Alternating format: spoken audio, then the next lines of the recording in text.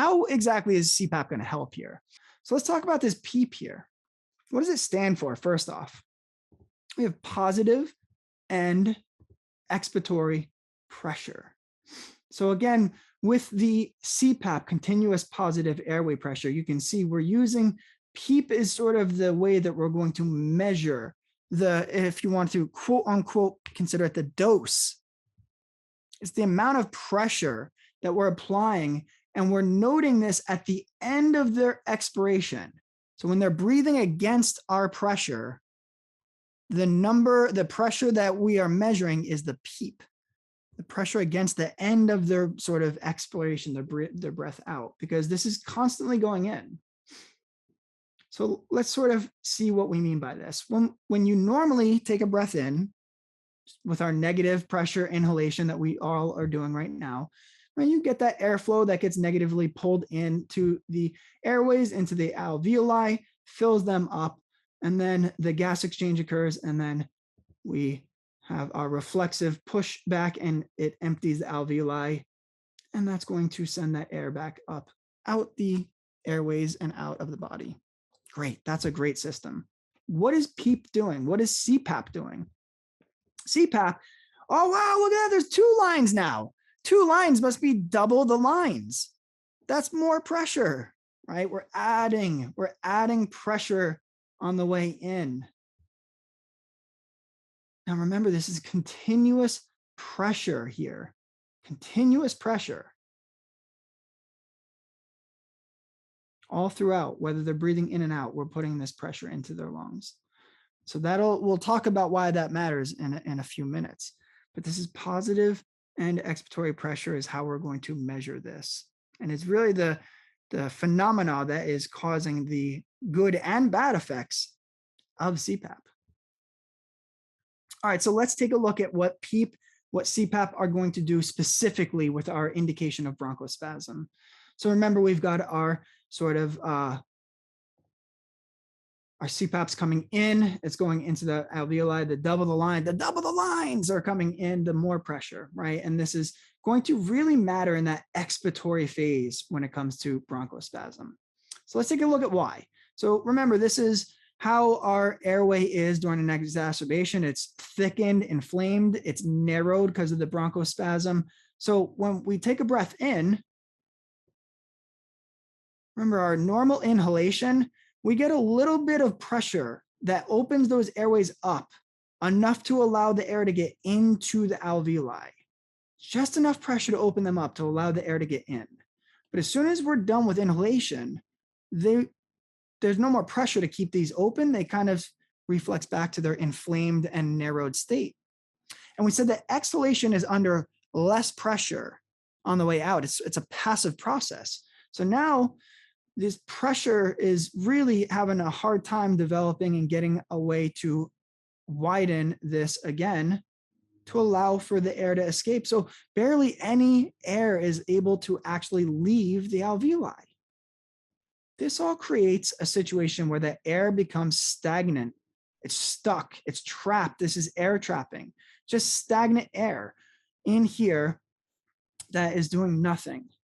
There's no more oxygen, there's no more CO2 leaving or anything. This is just dead space.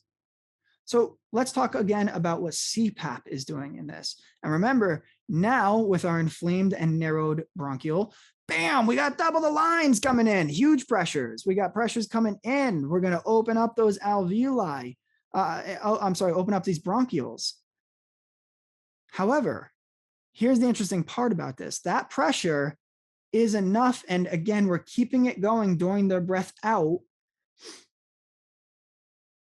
This keeps those bronchioles, that continuous pressure in, keeps those bronchioles open enough during exhalation to allow the air to escape.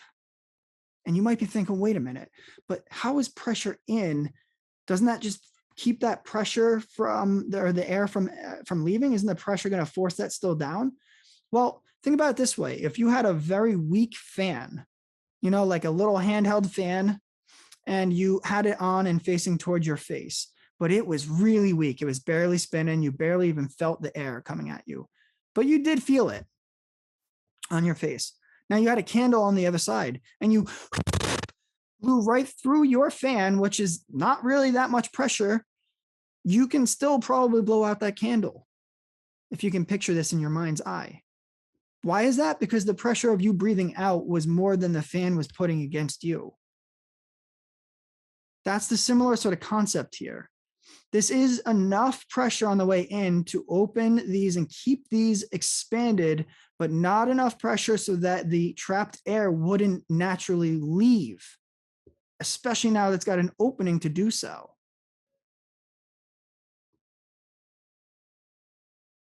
So we've just recruited that alveoli, and we'll talk about that again. But now this is able to participate in gas exchange again. Wow, look at that. CPAP is amazing. Let's look at pulmonary edema in CPAP. And in this case, you're really thinking about this positive pressure. And there is a component to the expiratory that I'll briefly mention, but we're really, this positive pressure is a big deal here because again, we've got those double the lines, double the pressure coming in, not double the pressure, but just increased pressure. So in this case, remember with the problem here, the air is coming in, that oxygen, all those oxygen molecules that we want going into our pulmonary veins to go back to our heart, that oxygenated blood, they don't really like having to swim through all this fluid. So diffusion is radically impacted here. And on the same level, CO2 that's trying to leave the body has to go through all this fluid, not going to do it. So you're going to keep a lot of the CO2, as you can see here, in the blood, and not a lot of oxygen is going to make it there. This is a problem. By the way, additionally, remember I said that fluid can also kind of collapse or narrow these bronchioles from outward pressure. Well, that expiratory pressure and the same thing we just saw with bronchospasm would also be the same thing. It would open up these airways against that fluid that's all around them in pulmonary edema.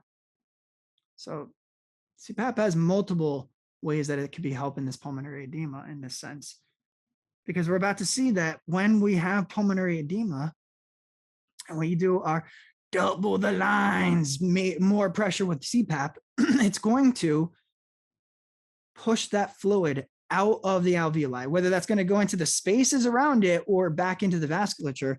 Regardless, we have now created a situation where the oxygen can diffuse from the alveoli into the bloodstream where we want it to go. And look at that, the CO2